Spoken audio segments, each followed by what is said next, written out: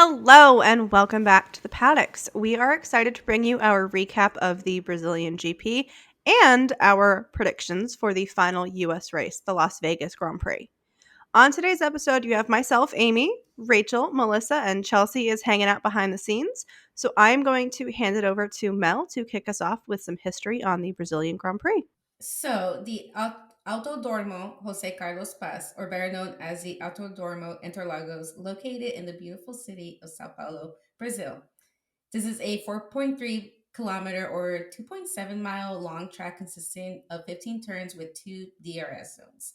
This track was also not constructed on flat land as it consists of hilly areas and parts of the track, which is actually really cool. I love when tracks have like ups and downs, kind of brings a little excitement. And it also just causes the drivers to demand more power from their car's engine.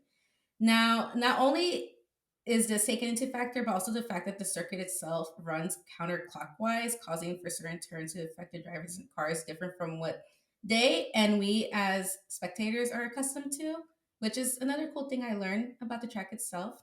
Didn't realize that counterclockwise and clockwise makes that much of a difference, but here we are. But anyways, the track was opened in May 1940 and it plays host to many motorsport events as well as Brazil's Lollapalooza. Since its opening, the track itself has gone through many changes and it hasn't been too drastic. It's just been for different reasons at certain turns. The circuit has its name due to its location being between man-made lakes Guarapinga and Billings. Sorry for any mispronunciations. And for those who didn't know, Interlagos is actually Portuguese translated into between lakes, literally in between lakes. Now, in 1985, the track was renamed to honor the late Brazilian F1 driver Jose Carlos Paz, who had passed away in 1977. And not only do they pay homage to this driver, they also pay homage to Senna. Turns one and two are named Senna S, and they also have one of his carts at the track itself, which is actually pretty cool. This track is also known for its unpredictable weather, and Sao Paulo's even nicknamed the land of the drizzle. That gave me a little giggle, but we'll talk about how that affected this weekend shortly. But currently, Valtteri Bottas holds a record for the fastest lap at a time of 1 minute with 10 seconds from the 2018 Grand Prix in his then W09. So now that we've gone into the track's history, let's talk about some stuff leading into the race. So leading into the race, one of my favorite parts is the helmet reveal, and I loved Lewis and Esteban's helmets going into the weekend, and I just love in general when the drivers kind of like take their own perception and pay homage to a country that they're visiting. So just to get into a little bit detail about the helmets I liked, helmets that were designed. So Ocon's helmet design was neat because it was like the flag and its colors and with like a little bit of like what it looked like palm trees or like some sort of like leaf. But what sold it for me was how he had the Oconzinho to his helmet. It's like a little like his Brazilian racing alter ego is what I thought of. Pretty neat how he came up with that. But Lewis's helmet, obsessed. For y'all that don't know, he actually got the approval from the Senna family to have the Senna S on his own helmet. So I just love that he had this opportunity. Senna's his like hero, his idol growing up, and Brazil is like his second home race. So it's just written into stars in a way. I also loved Pierre's helmet. His was signed with messages from like his friends and his family, and one of his friends in their message actually asked him to be the godfather of their baby, and that just melted my heart. That was so cute. Also, it seems like Pierre has like a different helmet design every weekend. I don't know if I've seen him with the same design twice this year.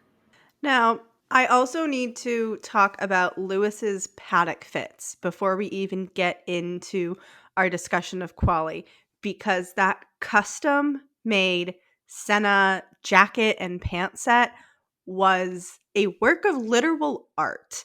I My jaw hit the ground. I was not ready for it. I was completely and utterly unprepared, and it just made my day. So now that you bring that up, Amy, I tried looking for like the tweet on Twitter, but it was his day to, yeah, quali or like sprint day, Friday. I don't know. It was one of the days, but he was wearing one of the out like the kits from the Brazilian soccer team. It was like their warm up kit or something like that.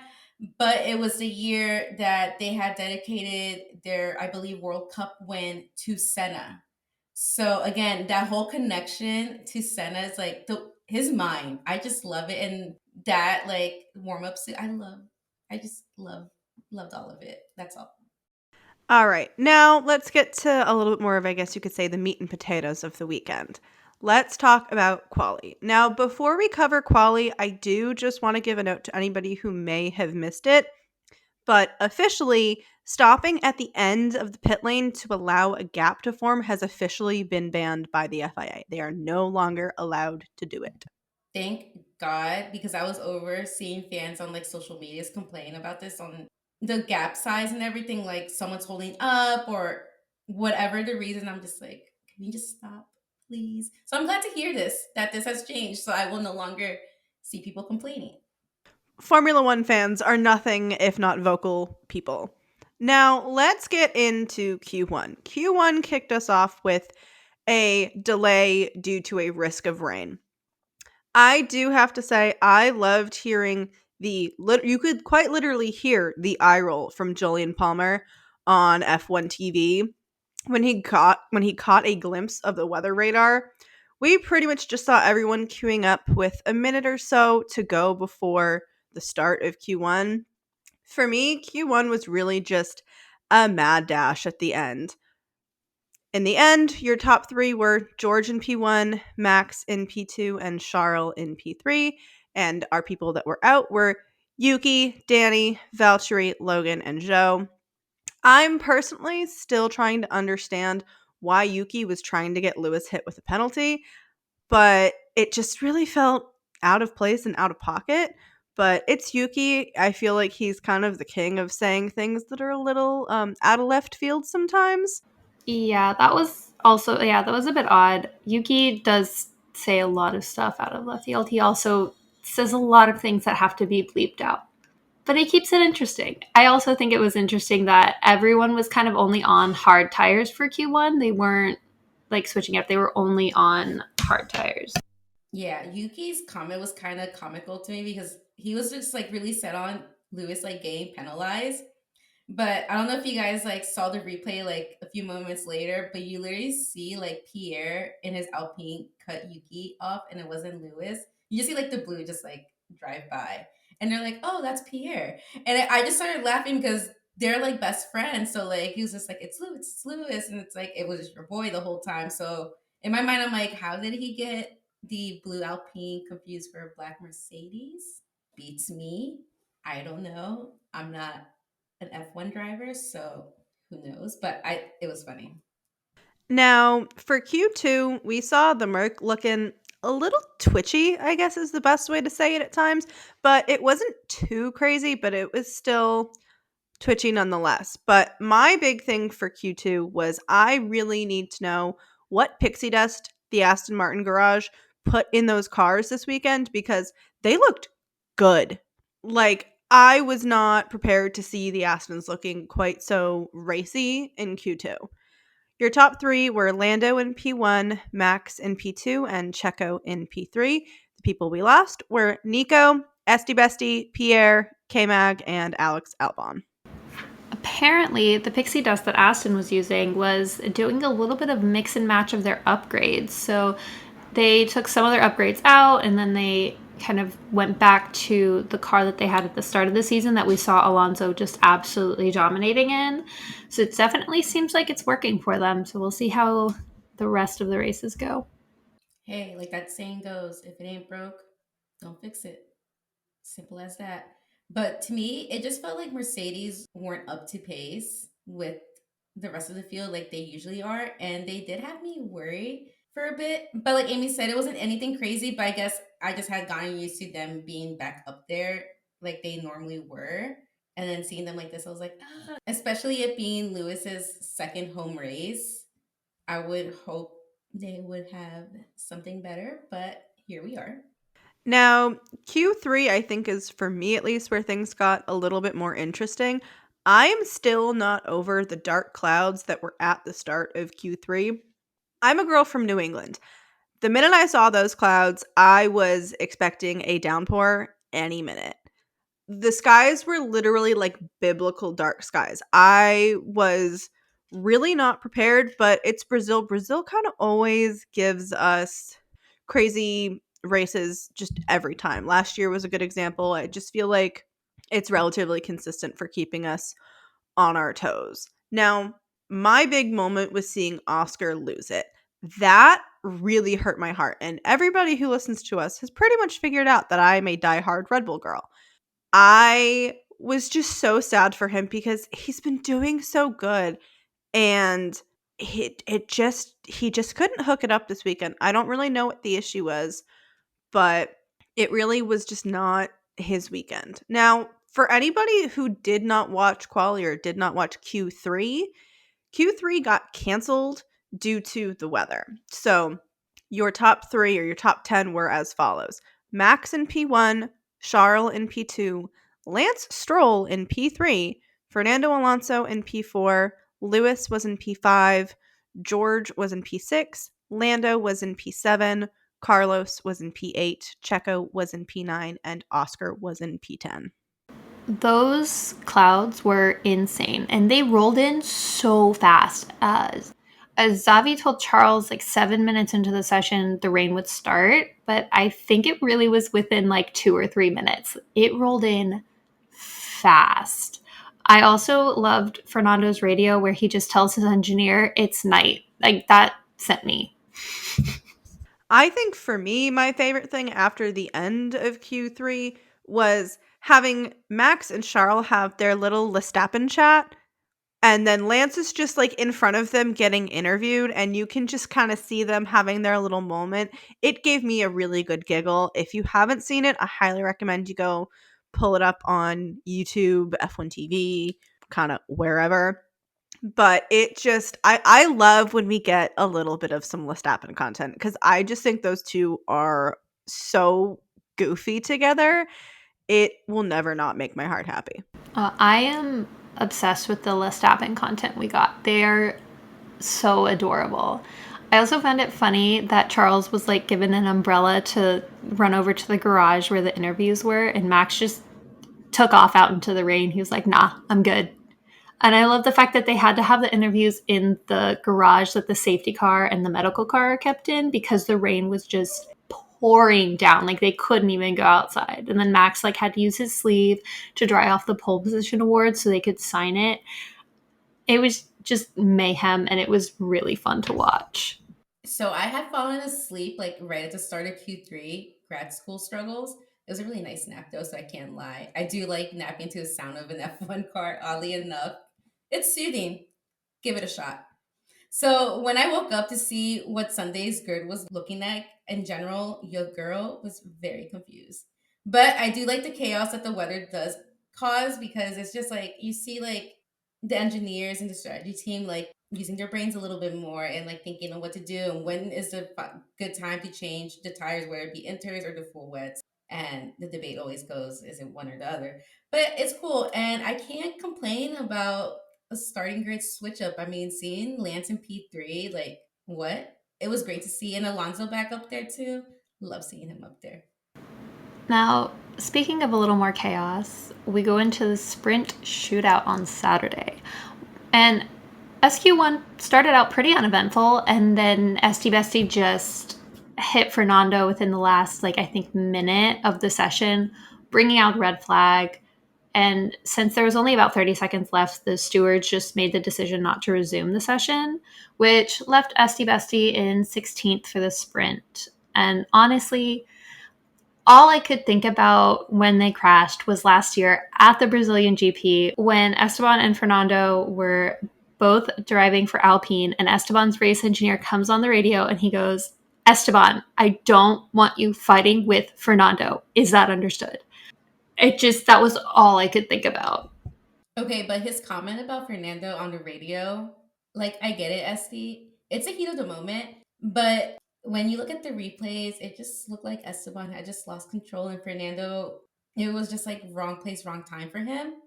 And at the end of the day, stuff like this happens, and it's just like, again, I get heat of the moment, but sometimes I feel like when you start throwing out names or saying like little comments, I'm like, ooh, you can't really like take that back as easily as you think you can. So that was spicy. Yeah, 100%. I think maybe hopefully after watching it back, he kind of was like, oh, okay, it was just like I lost control of the car. But yeah. At the end of SQ1, that left our top three as Carlos, Lando, and then Lewis. And then out was Esteban, Lance, Joe, Alex, and Logan, which was kind of sad to see both Williams go out on SQ1. And then SQ2 actually ended up getting delayed due to the red flag. I think it resumed at 11:40 a.m. Sao Paulo time. So it was about a 30-ish minute delay, give or take. And due to the extent of the damage to Fernando's car, the Aston mechanics were unfortunately not able to get it ready by the time SQ2 started. So he ended up 15th on the grid. Danny Rick was also absolutely killing it. And I think at one point he jumped up to second. Incredible. I love Danny Rick. At the end of SQ2, our top three were Lando in P1, which I love, Checo, and then Max. And then out was Kevin, Nico, Pierre, Valtteri, and as mentioned before, Fernando in 15th due to his crash with Esteban. SQ3 got a little interesting as well. They run the first two sessions on medium tires, so then SQ3 is run on soft tires. So they tend to wait for the last 4 or so minutes to do their out lap and then one good flying lap because they're trying to preserve the soft tires and they know that they're really only going to get like one good shot. And I know sprint weekends aren't like everybody's cup of tea, but I will say I like the suspense that SQ3 brings. And it ended up with Lando on pole, which again, I love. And I know we say this all the time now, but I really, really am loving the McLaren renaissance that we get. And then we got Max in P2, Checo in P3, P4 George, P5 Lewis, P6 was Yuki, P7 Charles, P8 Danny Rick, P9 Carlos, and P10 was Oscar. And then we go into the sprint race itself. Max had a great start off the line and he got past Lando, which was kind of expected, but still a bit disappointing because I really, really would love to see Lando get his first win. I think all of us over here at the Paddock Girls want to see Lando get his first win. Around lap 7, we heard a very panicked radio from Alex telling his engineer that there was oil leaking from Valtteri's car, and then did not hear anything about it after that. So I guess it was fine. Valtteri finished the race, and I guess it was okay. But the battle in the midfield between Daniel, Oscar, and Carlos was incredible to watch. And then Yuki absolutely killing it, passing Lewis, pulling ahead for 6th. I mean, the AlphaTauri boys have been doing amazing recently, and I am absolutely here for it. Our sprint ended with Max in first, Lando in second, and Checo in third. Now, before we get into our race recap, let's talk a little bit about some stuff that happened before the race even actually started. Now, the craziest thing to me about this entire race weekend is the fact that Ferrari had so many of their pit crew members sick with food poisoning. Like, I'm talking, they were unsure if they had enough people to do their pit stops kind of bad. I remember, and I think most of PGP remembers, that Lando got food poisoning last year, and it just seems like it's going to become a reoccurring issue with Brazil. I don't really know why, but hearing all of that information on F1 Twitter and F1 TikTok, I was like, are you kidding me? How does this happen that like most of your pit crew is sick with food poisoning? Because that means that either there was an issue with their team catering or something. Like, obviously, they all eat the same stuff. So I'm a little concerned. I mean, it's Ferrari, but this is a whole new level of Ferrari being Ferrari. When stuff like this happens, I always have to wonder why. And part of me thinks it's the food and like their bodies are not used to it. And it can happen. I know it's happened to me before on some occasions. Or it could be just the travel. Maybe it's just like finally like catching up to them because they are traveling together. So it's probably like no like I don't know, a chant. I don't know. It's just like it's interesting, but the memes were killing me about the pit crew and the pit stops, especially one in particular where I saw one about the reserve driver, like Robert looking stressed in general. It's like a random picture of him, like he just looks like he's like concentrated, like looking at something. But it was just like he's stressed because he has to learn how to like change all the four tires at the same time or something like that. So they needed Luigi and Guido in a situation like this. They should have hit them up. What I think they really needed was to take some notes from NASCAR pit stops because NASCAR pit crews are much, much, much smaller, and those guys manage to pull off miracles all of the time. But I was honestly, when I heard the rumors, I was like, are we going to get Ferrari doing a NASCAR kind of pit stop? But we didn't get it, but I was honestly prepared for it. Now, let's move on to our race recap. And our race started off with a bang, and that was Charles Leclerc crashing out in the formation lap due to hydraulic issues. And oh my god, that poor man. And I quote, "Why am I so effing unlucky?" And when I tell you that that broke my heart, everybody knows I'm not the biggest Ferrari fan. I'm Italian. I want to be a Ferrari fan, but I just can't. And honestly, for me, there is just not enough black tourmaline and pyrite in the world to help that man with luck and protection. I don't know what else to do. We have all tried manifesting our asses off to help him. And I just don't know what else we can do. I know we've been asking the Formula One gods for some spice, but this is not what we meant. I do have to say that I'm really happy that everybody was okay because Alex's crash after the lights went out really had my heart in my throat. I was really worried that he was going to have some kind of an injury. Thankfully, everybody got out a-okay and all in one piece. My heart also broke when I heard Charles' radio. I feel so bad for him. He's trying so hard. And I hope that there's some kind of like overhaul at Ferrari over the break. Like Fred, let's get things going. They clearly need a few changes. I also had to text my best friend who is a diehard Ferrari girly and a Charles girly, and I just texted her and I was like, "Are you okay?" She did not respond. We are all not okay as a Charles and Ferrari girly. I am so ready. When I say so ready, like I'm so ready that I will go to Maranello myself and throw that damn car where it belongs in the trash. Basura. Afuera. Like leave us alone. Don't ever come back because we don't want you.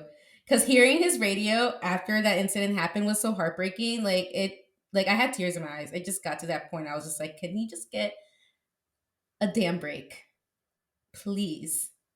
Like, I think I also saw something on F1 Twitter or F1 TikTok, something of Charles receiving a bracelet from a fan that was blessed by a priest. The fact that a bracelet blessed by a priest could not help him, I, I need to know whatever witch hexed this man because I need to have some words with them because this is not okay. This is enough. We need to stop this, like, now. Mel, let me know when and where, and I'll go with you to Maranello. We're getting rid of that car. I'm done with it. But also, on a happier note, Lando going from 7th to 2nd by the exit of the first corner, incredible. I know we had a little bit of chaos, but that was a fantastic move.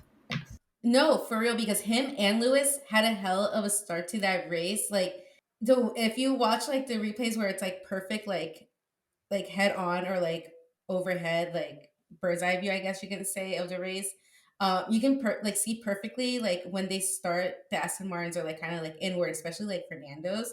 But you see how perfectly like Lewis and like Lando make their way like on the outside and just kind of like squeeze Aston's like ever so slightly. And they're like, all right, cool, thank you, and then just proceed on.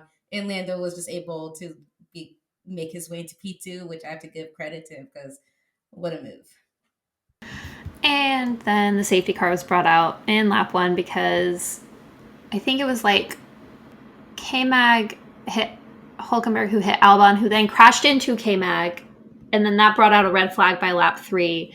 And we also saw in a replay that K-Mag went into the back of Piastri's car, and then Albon's tire hit Daniel's rear wing, which almost took both Piastri and Daniel out of the race. But thankfully, their teams were able to get everything fixed up by the time the race restarted after the red flag, which I was really happy about. That was one hell of an incident. Like, we didn't even make it to the first turn, and we already had like 3 DNFs. Like, when does that ever happen?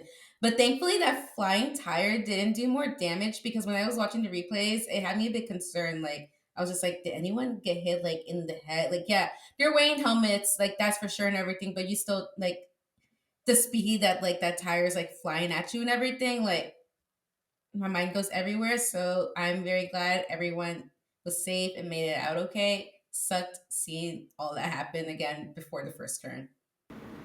It also, the tire flying kind of reminded me of, I think it was Yuki's tire. I don't remember which race, but earlier in the season, Yuki's tire just going on its own. Just, yeah. I personally cannot wait to see the memes that come out of that tire just kind of like trundling along, because we all know it's going to happen. It is absolutely going to be made into a meme, a GIF, a WhatsApp sticker, the whole 9 yards. I cannot wait to get my hands on it because it's going to be used so much in the PGP group chat.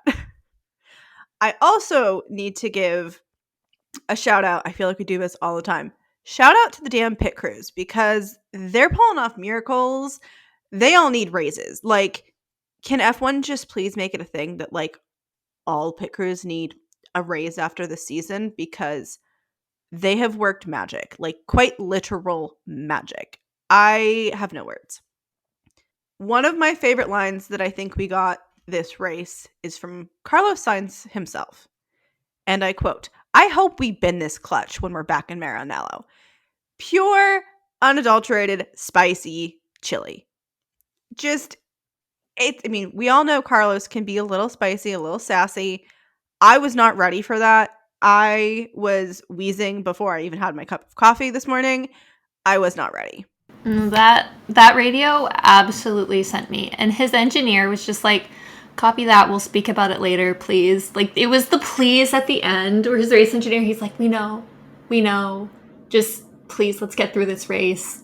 I think if we show up in Maranello to get rid of that car, Carlos will absolutely help us. Like, he will be on it. He wants it gone just as much as I think everyone else. I think it's official that we can say that Brazil tends to bring out the spice in just all of the drivers, because we also got some really sassy George Russell with the, "Are we working together or are we doing our own race?" Like, damn, George. I get it. They had said, "Let's work together," and then it kind of felt like they weren't. But I mean, I don't know. I really don't know what it is about Brazil, but it's the minute everybody gets there, everybody's fashion jumps up a level and everyone's sass jumps up about 10. Facts. That is, yeah. George also, his radio, "You want more management? I'll go backwards," talking about his tire management. Everyone just put on their sassy pants, especially George. He was like, what are we doing here? George, this race was absolutely hilarious. And that was probably one of my favorite radios. We can always count on George to give us some sass, but I really think that man woke up on the wrong side of the bed today. That, or Princess George just decided to make an appearance this weekend, because we haven't had that much sass from George Russell in a while, personally. Princess George definitely was out on the prowl for sure, because like I get it, you want the maximum points, but at the same time, like, chill a little bit. There's a reason why there's team orders and a team strategy, and they'll let you know when you can overtake your teammate. Because I get it. I get it. You have your selfish reasons, and you can have like your non-selfish, but at the same time, I'm like, please calm down. Let's be nice as we can be. Now, for me, one of the big heartbreaks of this race was seeing Zhou having to retire his car on lap 24. The fact that we had 4 cars retiring with 47 laps to go in the race was really not something I had on my bingo card for this weekend. I don't know what was going on.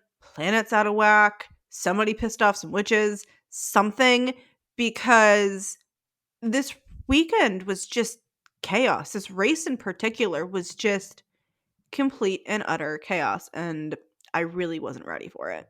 So apparently, Joe's DNF was possibly some kind of like water leak, possibly to do with the hydraulics. We don't know for sure, and we probably won't know for sure because they do kind of keep that stuff under wraps. But yeah, this was definitely not something I saw coming either. That was like insane. If it was a hydraulic issue, that makes me look at Ferrari and go, because Alpha has a Ferrari power unit. So, like, obviously, it's an issue with the power unit if it was hydraulic. But I have to say, I loved seeing the old Nando come back. He looked like he was back in his usual form, which just brought me so much joy. I know he's polarizing to a lot of people, but you have to give the man credit where credit is due. He is an absolute badass when it comes to Formula One.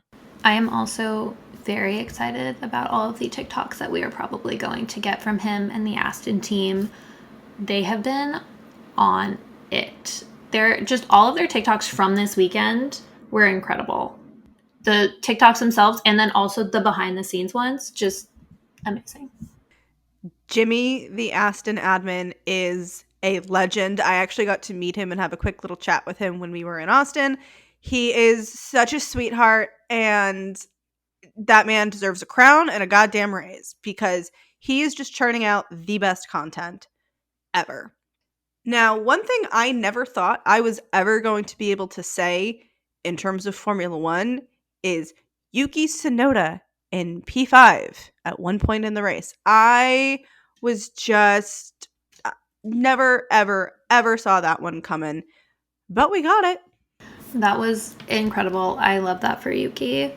I am so mad though at the F1 TV directors for showing us 2 shots of Fernando just like leaving, I think, the pit lane, like not really just driving, not doing much, and then not showing us Lance passing Lewis.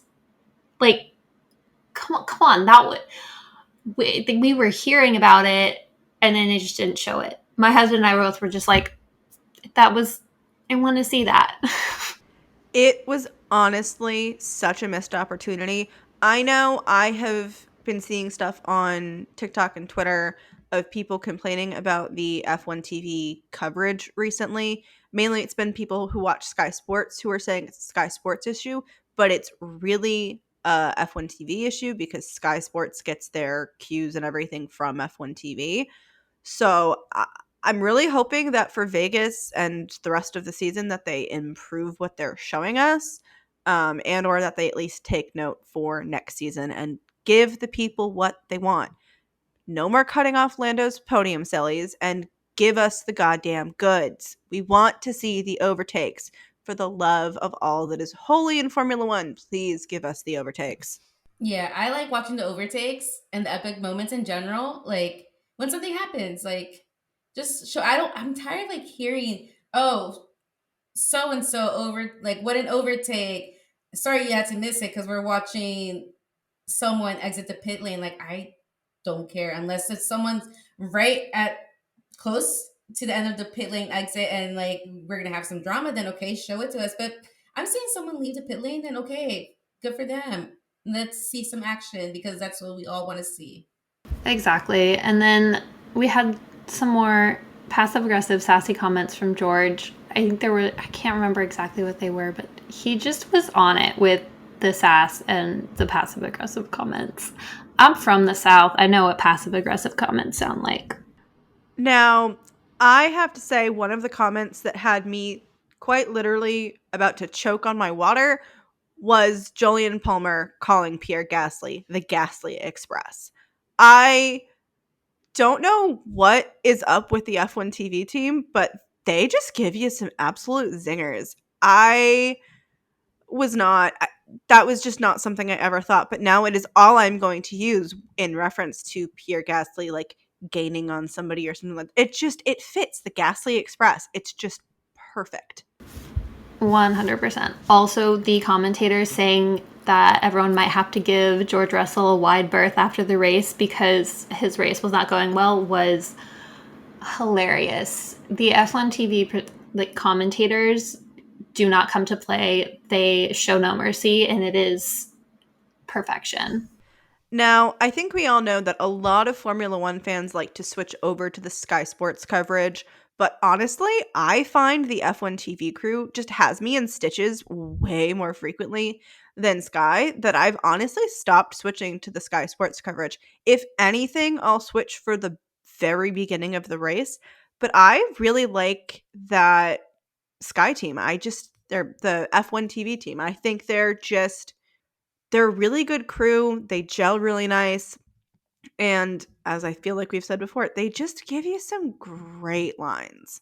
No, I'm the same way. I mean, Crofty's Lights Out and Away We Go on Sky is so iconic. But the F1 TV presenter's commentary overall is just so good and so funny, especially when like David Coulthard stops by. He's got some great commentary. And I also like that they switch up. Like they have like one consistent presenter, but then they have like essentially guest presenters for a few races. And I love that because you get to kind of hear from other people. And I feel like I learn more from the F1 TV commentary. Like they explain things, why certain things are happening, what certain problems are, stuff like that. I feel like I learn a lot more from them. I think for me, my biggest, I guess, bonus point for watching the F1 TV coverage is the fact that they do have a lot of former drivers on their crew. David Coulthard will pop up. Julian Palmer has been a more recent Formula One racer. They'll have James Hinchcliffe on. While he's not done Formula One, he has driven some of the same tracks as Formula One drivers. So I just find their comments a lot more meaningful. Now, you guys know if you've listened to us for a while, we love our fun facts. So I have a fun fact for everybody. David Coulthard actually has a podcast with Eddie Jordan, who's the former owner of Jordan Racing, which is the original iteration that now we all know is Red Bull Racing. I highly recommend that you check them out. It's called Formula 4 Success. I find that pairing really funny because they're around the same age. They were on the grid at the same time, obviously in very different roles, but they just give you really good insight, and their stories will also just kind of always make me laugh. 100%. I definitely think I'm going to check out their podcast because it sounds really, really interesting. I also love that they have engineers, like former race engineers. One of the presenters in the paddock this week was a former race engineer for Joylan Palmer, who we heard from. And also he was Kimi Räikkönen's engineer. And he was just very insightful for like problems that cars were having and, you know, things like that. I think we heard from him during the red flag, and he was just talking about what happened, what it affected, and like kind of what the teams would have to go through to fix it. I've only ever watched the races on F1 TV, specifically on the international channel, and I love it. Their little jokes and like fun facts, it's just like enjoyable in general. Like the girls had like mentioned, they always like have like a switch up of like special guests and everything, and it's always like informative. So it's enjoyable. The international channel, if you press on the screen wherever you're watching, it's the little circle with the globe grid. That's the one. Recommend it. 10 out of 10. Now, I'm sure that most F1 fans picked up on this while watching the race, and that was that 4.3-second pit stop from Aston Martin. That just honestly made me cringe. That one just hurt on so many levels. And I have a feeling that that debrief is probably going to be a little rough. While they had a good result in the end, that pit stop was just like not okay and should not have happened. They're never that bad. The debrief that I think every Formula One fan and at least every PGP girl would really want to be in on is George Russell.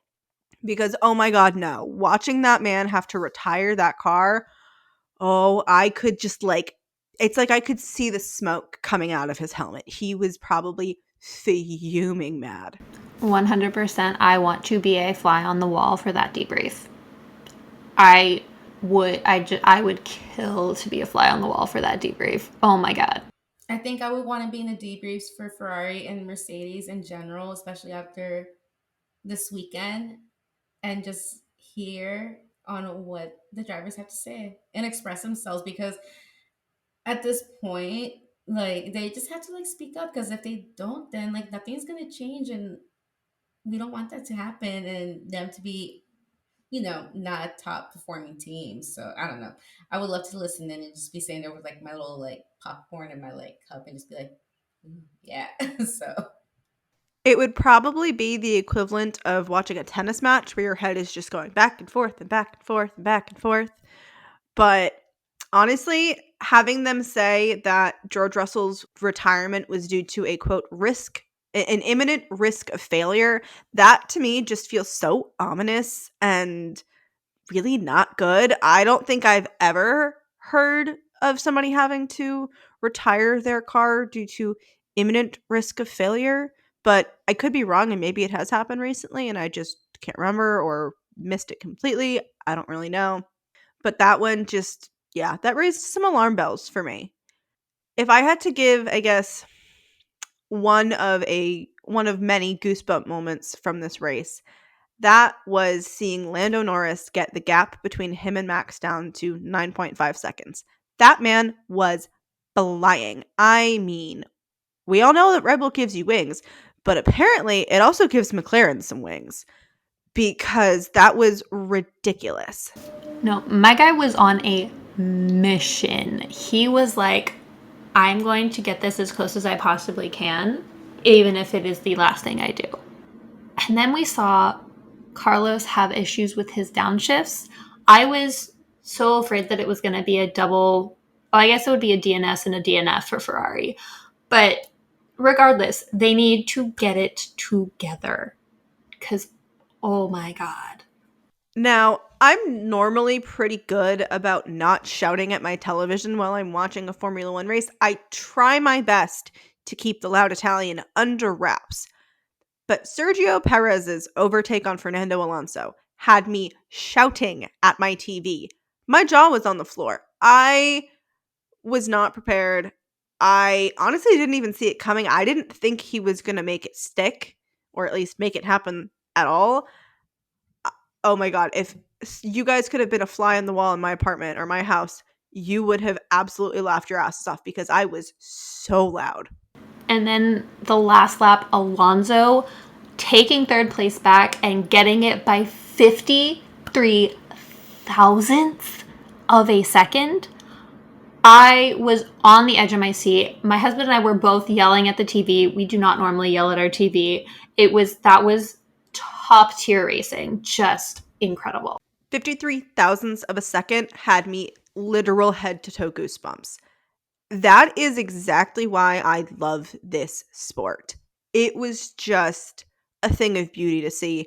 I know I, for one, am probably going to rewatch that moment on repeat on YouTube because holy hell. What? I have no words, y'all. the scream I scrumped at those last seconds, truly, it's really what racing is all about. And I really thought it was going to be to the point where it was going to be like a photo finish, because that's how close in margin they were of each other. It was just like overtake on overtake, and my heart was racing. Like, it was just like to the point where I was just like on the edge of like the couch, because I usually watch the races like laying down and everything. I like to be relaxed in my little blanket.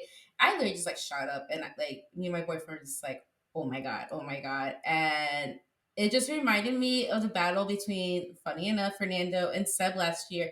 It was either like Japan or Singapore, but I think they were like battling for like sixth or seventh place, but it was like to the point where it was just like each, like them were like inching closer and closer. It was like literally to the end. I was just like, love, love when this happened. It's just so much fun. It truly was incredible. And what was also incredible was the Max Verstappen podcast. Again, I know Max hates podcasts. I don't care. But I also love how no one ever sits in the correct seat. Max was in his correct seat, but Fernando was in technically Lando's seat, and then Lando was like in Fernando's seat. And it's always incredible. And I also love when Lando reposts the like photos that people edit the podcast equipment into. He is letting that joke run, and he also, I think, loves it just as much as we do. You know damn well he like bothers Max about it. Like whenever it's just like the two of them hanging out, he's like, "Let's record a podcast, mate," or something like that. But my favorite part of the podcast episodes is when they're like watching like the highlights of or like clips of the race and like hearing or seeing their reactions. It's just a complete masterpiece because of course they miss like 90% of the race. They're leading. Of course, they don't see what's going on behind them. So their reactions are 100% genuine, and it's just hilarious because they're like, oh my god, that actually happened to you, or like they're like, oh my god, that happened to so and so. So it's hilarious. Truly, it was like in Qatar when Oscar was like, "Wait, who hit who? What was it?" And then he was like, "Oh, it was Mercedes." And then he just goes, "Ha!" Incredible. I love it. I also love Christian Horner during the podium taking photos of Max like a proud dad. Like, just that was so sweet. Like you see him like cheering, and then he gets out his phone and he's like taking a photo. Just such a proud dad moment. Yeah, Christian and his wife Jerry give me the "you're doing amazing, sweetie" vibes, and I'm here for it because we all know Max's life, and we love supportive paddock parents.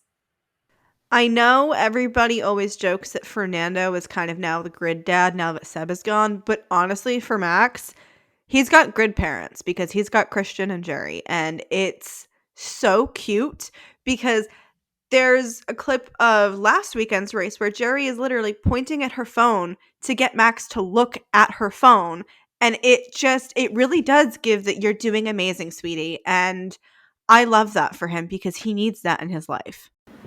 Truly, Jerry pointing at her phone and like telling Max to wave was adorable. And we saw a lot of incredible passes today. And I think this is definitely going to be one of my favorite races of the season. Just the chaos of the whole weekend, from the storm to the Esteban Fernando crash, and then the 6 DNFs today. Brazil has just been full of surprises. For me, this race really reminded me why I love this sport. It gave us everything. DNFs galore, a dragline finish for P3. I mean, it's a race to remember. For me, Brazil never fails to deliver chaotic and iconic moments at the same time. I have to say, this was F1 at its finest. I loved the midfield battles that were going on. I mean, we had teams and drivers fighting with top drivers that you wouldn't normally see and overtaking them. Insane. Of course, I always ask for a fun race, but this will pass my expectations. Although I am hurt about Charles's DNF and wish Lewis finished on the podium, I am happy to see Fernando back up there in P3. Well deserved and well fought out. Now, Las Vegas is coming up. Very excited. And for Vegas, we've got some interesting predictions. I kind of have two. The podium I really want to see, which is Lando in P1, Oscar in P2, and then really whoever in P3. It will probably be Max, but whoever. And then my second prediction is the more realistic of the two, which would be Max in P1, Lando in P2, and then possibly Oscar in P3. Hopefully, they get that car under control. I really want Lando to get his first win. He's been putting in the work. You know, he led the USGP in Austin. He went from P17 to P5 in Mexico. He's been killing it. I really think Vegas hopefully will be lucky for him and he'll get his first win. So it's been a little bit since I've done a prediction, so I was super excited to pull out my pendulum for this one. I am expecting some spice with Vegas because it's a new track. I'm just hoping that there aren't any major issues with people who are attending the race in person, but we'll see. Now, my P1, I got a big ol' swing for this one, and I love to see that, and that is Lando Norris. As Rachel said, we all really want to see Lando win. Our Lando Norris queens will absolutely lose their minds if this happens, but I will be right there by their sides, freaking out right with them. P2, I love this. I will happily take this one. Fernando Alonso. I do really want to see him get a P1, but I won't ever complain about getting a Nando podium. It's just not going to happen. Now for P3, Lewis Hamilton. After the way Brazil went for him, I would love to see him back on the podium, and I will not complain about that one damn bit. I'm also just really hoping that we don't get any DNFs because we got enough DNFs in Brazil this weekend. Ah, Vegas. if only you weren't $1 million to attend, or else I'd be attending like I originally was planning to. Sad days, sad days. But based on what I know on how the track looks like, I'm gonna predict that Max wins by like an outrageous gap. I'm talking like close to a minute gap here, just based off like those straights and all. It's just that speed of that Red Bull, we know, and I wouldn't be surprised. But I am hoping for a fun weekend. It is the first race in Vegas and a night one at that, so it'll be interesting to see how it turns out. But please, for all that is mighty, Charles on the podium. I don't care where on the podium. My dude needs his confidence boost and something good to happen to him before the end of the season. That's all. So it's the last two of the season, and I just want to end the season with a bang. And with that, it's time for our favorite part of the podcast, the pre outro. And this week we have our driver of the week. And our PGP driver of the week goes to Fernando Alonso. What a fight to the checkered flag, and welcome back to the podium. I love a race where the podium finishers just give us something to get really excited about. And I personally loved when I saw Alonso pass Checo. That is just racing that makes me excited. What did you guys think about this weekend's race? Let us know on our socials where you can find us at Paddock Girls Podcast, except on Twitter where you can find us at Paddock Girls Pod. Thank you for joining us, everyone. See you next time. Bye. Bye. Bye. Bye.